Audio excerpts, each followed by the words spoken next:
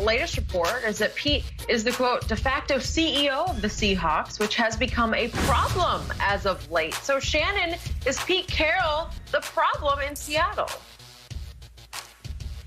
Skip, things have never been the same since that fateful night in Arizona when Pete Carroll did not overrule Darrell Bevell and allowed Russell Wilson to throw that pass.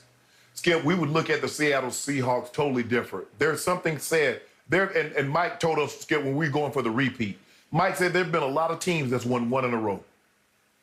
If you want to be special, you win two. Skip, we would look at the Seattle Seahawks organization differently had they gone back to back. And a lot of the pieces that hold, a lot of the players that held Pete responsible have been dismissed. The Richard Shermans, the Earl Thomases, the Michael Bennett's, the Abrams, all those guys, they're no longer there. They're no longer there.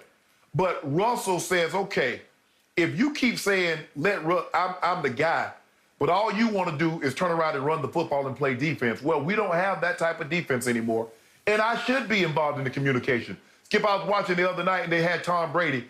Earlier, after he had won a couple of Super Bowls, he's in Coach Belichick's office, and he's coming down. He's like, well, you know what? If Ed Reed does this, if we run the flag here, and Ed Reed jets it there, we should have the guy on the backside does this because he's going to be wide open. And Coach Belichick say, you're saying this? Yeah, okay, yeah, I'll make a note of that. Russ is saying, I should get some of that, right? I've won a Super Bowl. I've been a top player in this league, and it seems every time I make a suggestion, it falls on deaf ears, and I want to know why. So that's a problem when your quarterback, the star of your football team, doesn't feel like his voice is being heard. He says, well, if you don't want to hear my voice, let me go somewhere where they will listen to my voice. They got a problem on their hands, Skip. And for Russ to take this kind of stance, Skip, Russ is very quiet, very reserved. Now, since he's been married, he's posting more stuff on social media. I get that. He loves his wife, rightfully so. What's not to love about it? She's a great mom. She's a great entertainer. But for Russ to take this kind of stance, this kind of approach with his football career, Skip, I don't think anybody saw this coming. And Pete Carroll should tread very, very lightly when dealing with Russell Wilson. Mm-hmm. Okay. I agree. It seems like quarterback and head coach are on a collision course. And I was surprised to read in several stories last night that Pete Carroll has final say in this franchise. He has total control, even over John Schneider, the GM, that the buck stops on his desk, on Pete Carroll's desk. Wow. I didn't realize that, and that can be dangerous business, as you know, because you're wearing both hats, and maybe you don't see the forest for the trees. But I get you on the flashpoint moment at the end of that New England Super Bowl, obviously played in Arizona. And yet, I defended the decision only because the track record of Marshawn Lynch through that year in the regular season was he had tried 4 times to ram it home from the 1-yard line, and he'd been stopped 3 out of 4. So they did put the ball in Russell's hands on the play of the game, and they threw or called what they thought was a very low-risk pass. And you know and I know Malcolm Butler made, I think, the greatest jump on the football by a defensive back I have ever seen on the goal line. Yes. And literally just tore it out of, what was his name, Ricardo Lockett's hands. Lockett. Yeah. But he's a big, strong, possession-type receiver, and Malcolm just snatched it from him. And it took me about 30 seconds to even realize what had happened. I couldn't even figure out how it happened. But I get you. I don't have a problem with the play call, but to your point, the locker room had a huge problem with it, so that became a Pete Carroll problem. and he solved it by getting rid of the problem because, to your point, one by one, gone. That was the Legion of Boom, one of the great defenses we see in the history of the league.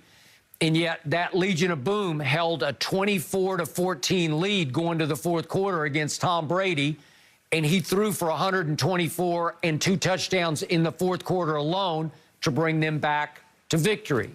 It took the greatest defensive play in the history of the Super Bowl to save the victory from the jaws of defeat, obviously.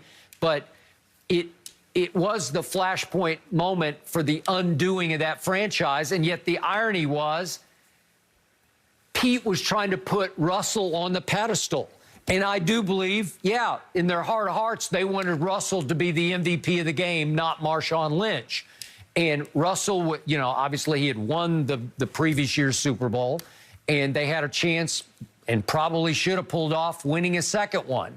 But if you look hard at Pete Carroll's track record as a head football coach, he's not good, he's great. And it's hard for me to believe he's lost his fastball because I just don't think he has. Shannon, if you look at the total impact of his career, just briefly, look at what he did. I know he took over Bill Parcells' Super Bowl team in New England, but he was pretty good. He went 27-21 in 3 years in New England, made the playoffs a couple times.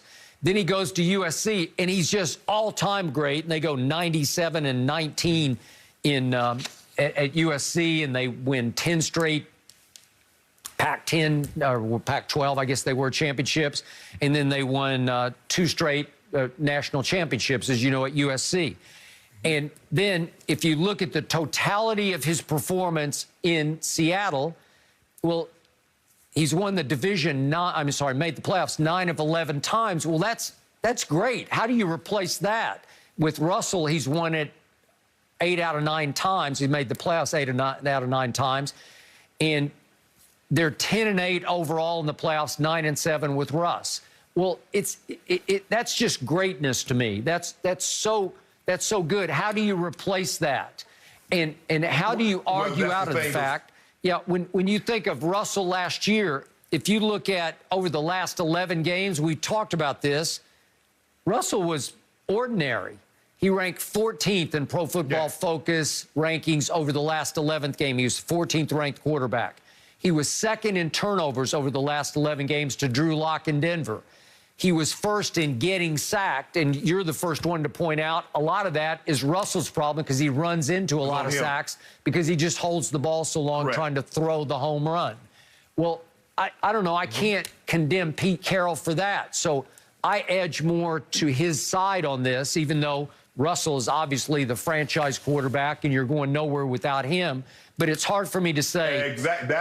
Yeah, no, I got it. But do you really think that Pete Carroll should be fired? That's my point, Skip. No. I don't believe he should be fired, but Skip, he should heed what Russ is saying. It's kind of like Coach Belichick. Coach Belichick says, I'm in charge. I run the show. We know the buck stops on Coach Belichick's desk. All the grocery. If he's not shopping for the grocery, he's sending somebody out and he's looking at the receipt to make sure they got what he's told them to get on the purchase order. So Pete Carroll, I get it. You're a coach, very good coach. But if you look at the situations, what has he always had? He had Carson Palmer at USC. He had Matt Leinart. He had Drew Bledsoe in New England. He had Russell Wilson. So he's had great quarterback play. Pete Carroll is no dummy. If Pete Carroll thinks he's winning without great quarterback play and he can just coach him up, he's going to be sadly mistaken. And a lot of coaches believe that. A lot of coaches actually believe, Skip, it's them. Oh, it's my scheme. It's my system. No. It's the Jims and the Joes that play in your system that make your system go. Don't you ever think it's you. I got it. There's one other comparison to Belichick that concerns me, and that's the nepotism problem that Belichick's got 2 of his sons working for him. Pete Carroll has had 2 of his sons on his staff. I think one just left for a new job, but one is still on the staff. Yeah, I think he's in Arizona now. Yeah, and reportedly, Russell Wilson was having issues with the 2 sons and their input into game plans. So that's hard to defend. I don't know the inner workings of the Seahawks. To those guys. Oh, so Russell said, hold on, Pete. You listen to those guys give you input into a game plan, but when I say something, mine fall on deaf ears. Yeah. Oh, really? So you're going to trust those guys? Okay. Well, I need to get somewhere where they'll listen to me. They'll hear what I have to say. I'm not saying they need to put everything that I say into a game plan, but they will at least listen to what I have to say. You're not hearing what I got to say.